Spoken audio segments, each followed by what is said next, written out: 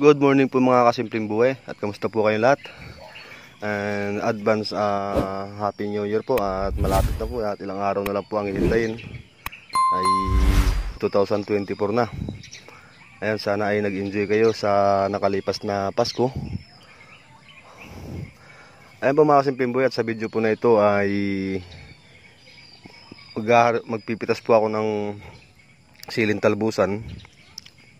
Ayan po, kung nakikita nyo po ay maganda na po yung kanyang dahon. Simula po nung nagdilig po ako dito ng urea, tapos ay nagdilig din ako ng calcium at nakarecover po yung mga dahon. Bali ngayon po ay malalaki na siya at pipitas po ako. Shout out nga pala sa mga subscribers at sa mga viewers ko nga pala dyan. At maraming salamat po sa inyo at God bless po sa inyo lahat. At hindi po kayo nagsasawang suportahan yung aking channel. Ayan, at maraming salamat po. Ayan po, at mga kasimpleng buhay, sisimulan ko na po yung pagpipitas ng siling talbusan para maisabay ko po doon sa kilainang. Dahil maaga pong pipikapin yung mga gulay. Hindi ko lang po alam kung gaano karami ito yung mapipitas kong talbusan, pero kahit paano po ay umabot man lang ng 1 kilo at kalahati o 2 kilo, at the same 200 na po yun. Ay mga simpleng buhat, sisimulan ko na po.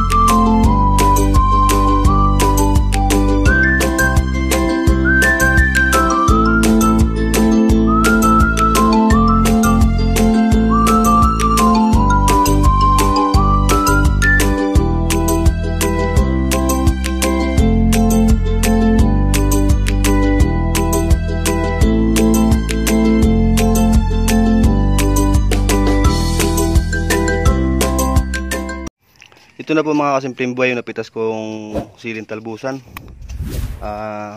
Baka nasa 1 kilo lang po ito. Ayan, ganyan po kaganda po yung dahon.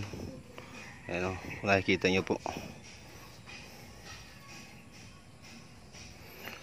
At ayan po mga kasimpleng buhay, bali isasabay na po ito doon kila Inang. Dahil pipikapin na po ito mamaya. Maaga po kasi aalis yung namimili ng gulay dito. Ayan, kaya maisabay na po ito. At kaunti lang din naman. Kaya kahit paano yung merong kikitain.